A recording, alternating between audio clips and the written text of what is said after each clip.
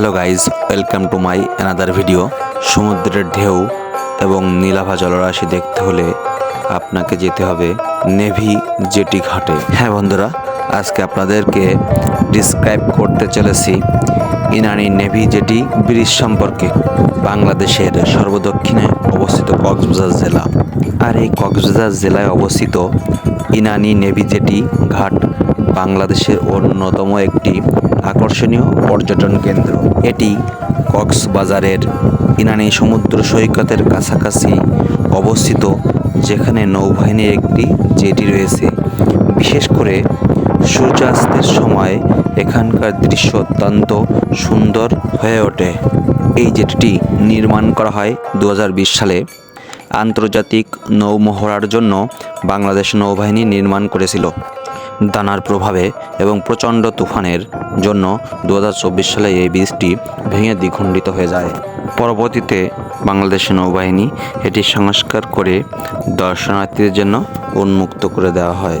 এখানে কিভাবে যাবেন এবং কত টাকা ভাড়া পড়বে সব কিছু ডিটেলস আপনাদের বলবো, কিন্তু তার আগে আপনাদেরকে বলতে চাই, ইনানি সি বিচটি পাখির চোখের দেখতে হলে আপনাকে অবশ্যই এই ব্রিজের উপর উঠতে হবে।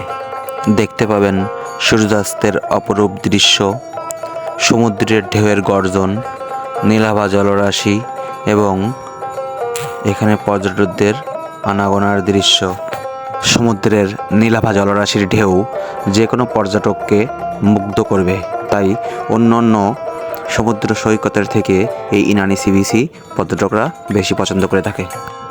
আমরা কক্সবাজার ট্যুরে যাই, সেখান থেকে আমার এক বন্ধু নেভিতে চাকরিরত, সে আমাদেরকে এই ইনানিতে আসার আমন্ত্রণ জানায়। আমরাও একই সাথে তার আমন্ত্রণ অ্যাকসেপ্ট করে আমরা সেই ইনানি সি বিচে যাই। যে কেউ এই ব্রিজটি দেখলে এই ব্রিজটির প্রেমে পড়ে যাবেন। এত সুন্দর কার্পেটিং করা, রং দিয়ে এবং বিভিন্নভাবে সাজানো এই নেভি জেটিটি। এই ব্রিজটিতে ওঠা একসময় মানুষের স্বপ্ন হলেও তা বাস্তবে রূপান্তর করে দিয়েছে বাংলাদেশ নৌবাহিনী, কারণ এটি সকল পর্যটকদের জন্য উন্মুক্ত করে দেওয়া হয়। 200 টাকার বিনিময়ে এই ব্রিজটিতে আপনি উঠতে পারবেন। উঠতে হলে আপনার কিছু বিধিনিষেধ পালন করতে হবে। সেটি হলো, এই ব্রিজে কোনো ধূমপান করা যাবে না। এখানে জুতা বা স্যান্ডেল পায়ে এই ব্রিজে উঠতে পারবেন না। 2 ঘন্টা বা তার অধিক সময় এই ব্রিজে অবস্থান করতে পারবেন না।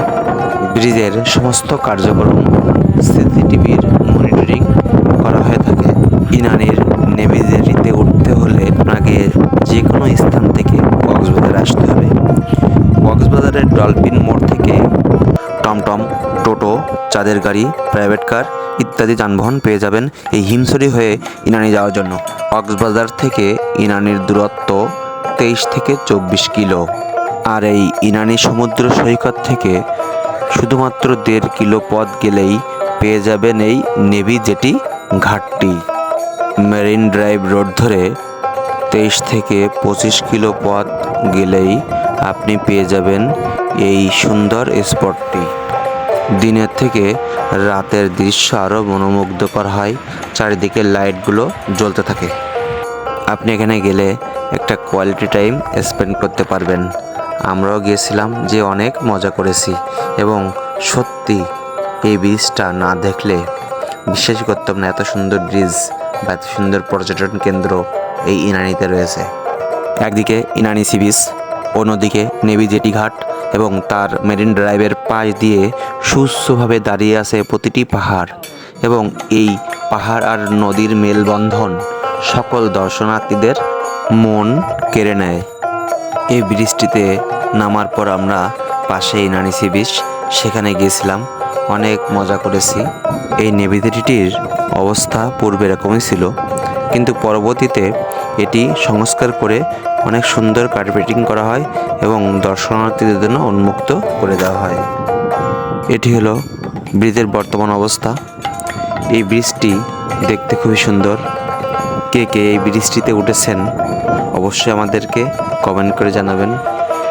ভিডিওটি ইনফরমেটিভ হলে এবং ভালো লাগলে অবশ্যই লাইক, কমেন্ট এবং শেয়ার করবেন। Thank you watching for my video. পরবর্তী ভিডিও দেখার আমন্ত্রণ জানিয়ে এখানে বিদায় নিচ্ছি। সকলকে ধন্যবাদ।